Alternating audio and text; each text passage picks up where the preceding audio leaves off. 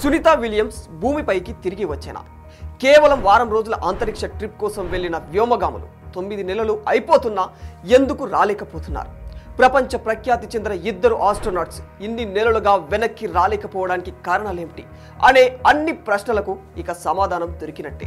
ఎందుకంటే సునీతా విలియమ్స్ ఎట్టకేలకు మరికొన్ని గంటల్లో భూమికి చేరుకోబోతున్నారు.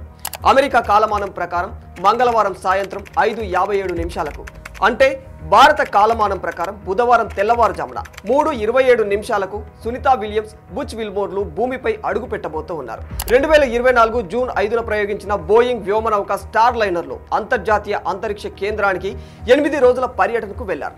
అయితే స్టార్ లైనర్లో సాంకేతిక సమస్యలు తలెత్తడంతో వ్యోమగాములు లేకుండానే అది భూమిపైకి తిరిగి వచ్చింది. దీంతో సునీతా విలియమ్స్ బుచ్ విల్మోర్లు సుమారు 9 నెలలు అక్కడే గడపాల్సి వచ్చింది. వాస్తవానికి జరిగిన విషయం ఏమిటంటే అంతరిక్షానికి ఆస్ట్రోనాట్లను తీసుకువెళ్లేందుకు బోయింగ్ కంపెనీ తయారు చేసిన స్టార్ లైనర్ స్పేస్ క్రాఫ్ట్ను ప్రయోగాత్మకంగా పరీక్షించేందుకు జూన్ 5, 2024న నాసా ఓ మిషన్ను చేపట్టింది. ఇందులో మిషన్ కమాండర్గా బుచ్ విల్మోర్, పైలట్గా సునీతా విలియమ్స్ స్పేస్కు వెళ్లారు. మిషన్ ప్రారంభానికి ముందు కూడా సాంకేతిక సమస్యలతో ఈ ప్రయోగం చాలాసార్లు వాయిదా పడింది. చివరకు జూన్ 5, 2024న మిషన్ స్టార్ట్ అయింది.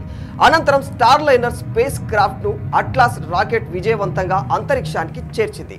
అప్పుడు స్పేస్ క్రాఫ్ట్ ISSతో అనుసంధానం అయ్యింది. కానీ స్టార్ లైనర్లో ఉన్న 28 థ్రస్టర్లలో 5 థ్రస్టర్లు ఫెయిల్ కావడం, హీలియం గ్యాస్ లీక్ అవ్వడంతో జూన్ 14న చేపట్టిన రీఎంట్రీ మిషన్ వాయిదా పడిపోయింది. అలా 8 రోజుల మిషన్ కోసమని అంతరిక్షానికి వెళ్లిన సునీతా విలియమ్స్ విల్మోర్లు 9 నెలలుగా అంతరిక్షంలోనే చిక్కుకుపోయారు.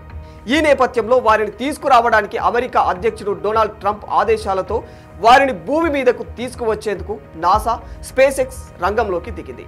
క్రూ 10 మిషన్ చేపట్టింది.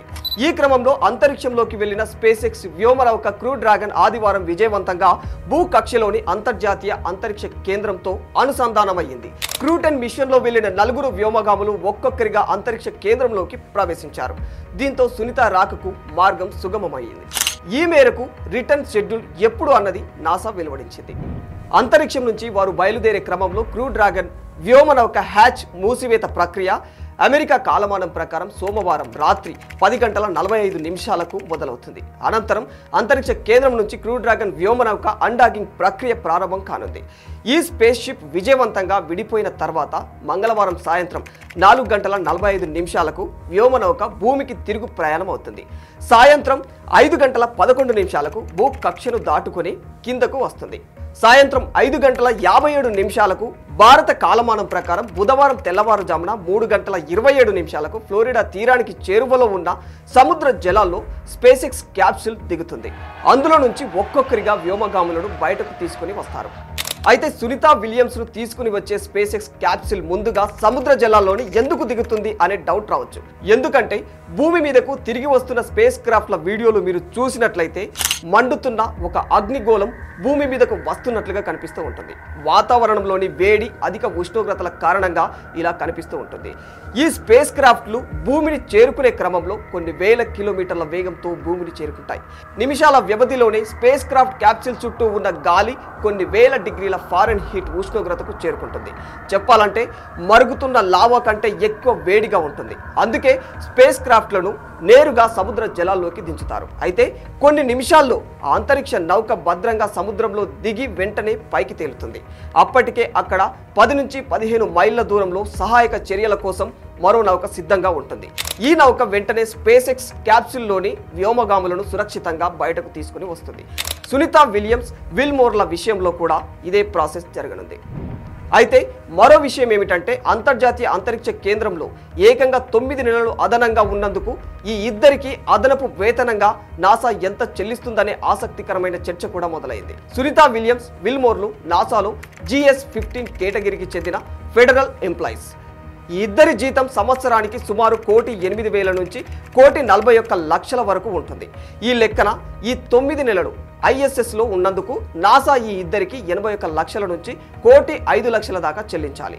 సునీతా విలియమ్స్కు విల్మోర్కు మంచి అమౌంటే ముడుతుంది కదా, ఇంకేం అని అనుకుంటే పొరపాటే. వాస్తవానికి ఓవర్ టైం ఉన్నందుకు నాసా సునీతా విలియమ్స్ విల్మోర్లకు అదనంగా ఏమీ చెల్లించడం లేదు.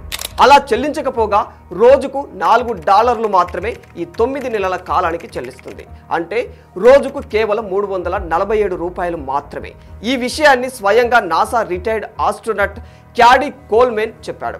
ఈ లెక్కన సునీత విలియమ్స్ విల్మోర్లు 8 రోజులకు బదులుగా ఉన్న ఈ 287 రోజుల కాలానికి వారికి దక్కేది కేవలం $1148 మాత్రమే.